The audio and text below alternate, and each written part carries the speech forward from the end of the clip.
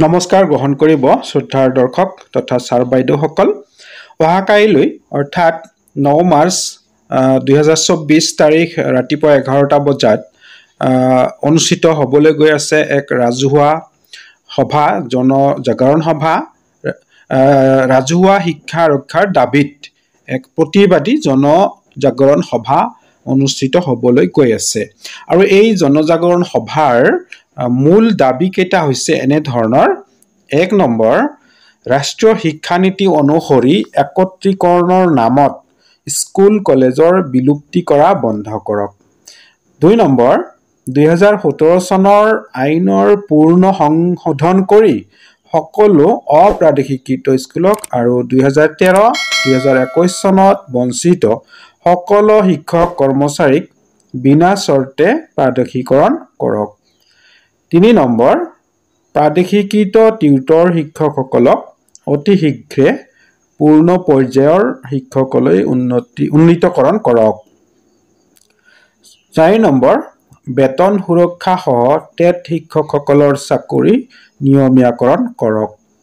5 number, Assam চৰকাৰৰ শিক্ষা বিভাগে বিগত ইংৰাজী 4-2-2021, 22-9-2022 আৰু 23-9-2022 তাৰিখে পদ প্ৰাদেশিকৰণ কৰা অনা শিক্ষক কৰ্মচাৰীসকলক নিযুক্তিৰ তাৰিখৰ পৰা কাৰ্যকৰী হোৱাকৈ অসম চৰকাৰৰ পূৰ্ণ পৰ্যায়ৰ চৰকাৰী কৰ্মচাৰী হিচাপে অন্তৰ্ভুক্ত কৰক। এই জনজাগৰণ সভাখন অনুষ্ঠিত হ'বলৈ গৈ আছে ৰাজহুৱা শিক্ষা বচক যৌথ সংগ্ৰাম সমিতিৰ দ্বাৰা আয়োজিত এই সভাখন 9 মাৰ্চ দিনৰ 11 বজাত অনুষ্ঠিত হ'ব পূব গুৱাহাটী আদৰ্শ হাইস্কুল খেলপথাৰ, চানমাৰি থানাৰ সন্মুখত। যি কি নহওক, আশা ৰাখিছোঁ প্ৰতিজন শিক্ষাগুৰুসকলে অৰ্থাৎ এই যিকেইটা সংগঠন বিশেষকৈ একত্ৰিত হৈছে আৰু একত্ৰিত হৈ যৌথ মঞ্চ এটি গঠন কৰিছে, যৌথ সংগ্ৰাম সমিতি, এই যৌথ সংগ্ৰাম সমিতিৰ জৰিয়তে এই জনজাগৰণ সভা অৰ্থাৎ ইয়াত কিন্তু ৰাইজমেল বুলি ক'ব পাৰি এইটোক, আৰু ৰাইজক আমন্ত্ৰণ জনোৱা হৈ আছে। ৰাইজৰ জ্ঞাতাৰ্থে এই জাননীখন সকলোৱে ইয়াত অংশগ্ৰহণ কৰিব পাৰে। বিশেষকৈ যিসকল ভুক্তভোগী শিক্ষক আছে তাৰে ভিতৰত 1 নম্বৰতে আছে অপ্ৰাদেশিকৃত শিক্ষকসকল, যিসকলে নেকি দীৰ্ঘদিন ধৰি সেৱা আগবঢ়াই আহি আছে, মানৱ সম্পদ বিকাশ গঠন কৰি আছে, সেইসকল এটা ফুটা কৰিও কোনোদিনো নাপালে, সেইসকলৰ দাবী আগত ৰাখি তেখেতসকলে কিন্তু বেছিকৈ যোগদান কৰিব লাগে সক্ৰিয়ভাৱে দলে বলে।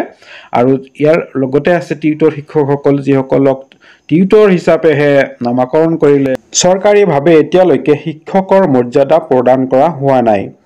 তো এইসকল ভুক্তভোগী শিক্ষকে আৰু দ্বিতীয়তে যিসকল মানে টেট শিক্ষক আছে ঠিকাভিত্তিক, তেওঁলোকৰ নিয়মীয়াকৰণ এতিয়াও কৰা নাই। নিয়মীয়াকৰণৰ নামত তেখেতসকলৰ দৰমহা কৰ্তন কৰা হয়। এনেকুৱা ধৰণৰ কিছুমান দাবী আগত ৰাখি কিন্তু সকলো সংগঠনৰ, বিশেষকৈ এই যিকেইটা সংগঠন শিক্ষক সংস্থা আছে ভুক্তভোগী, এই সকলো সংস্থাৰ সদস্যসকল কিন্তু সক্ৰিয়ভাৱে ইয়াত অংশগ্ৰহণ কৰি এই জনজাগৰণ সভাখনৰ সফল ৰূপ এটা দিয়াৰ চেষ্টা কৰিব লাগিব। আশা ৰাখিছোঁ আটাইয়ে ইয়াত দলে বলে যোগদান কৰি সভাখনৰ এটা পূৰ্ণ ৰূপ দিয়ে যাতে, আৰু সফল ৰূপায়ণ কৰাত শাৰীৰিকভাৱে হওক আৰু যিকোনো প্ৰকাৰে হওক সহায় সহযোগিতা আগবঢ়াব বুলি আশা ৰাখি পৰৱৰ্তী আন এটি ভিডিঅ'ত লগ পোৱাৰ আশাৰে আজিলৈ ইমানতে শেষ কৰিছোঁ। ধন্যবাদ। জয় আই অসম।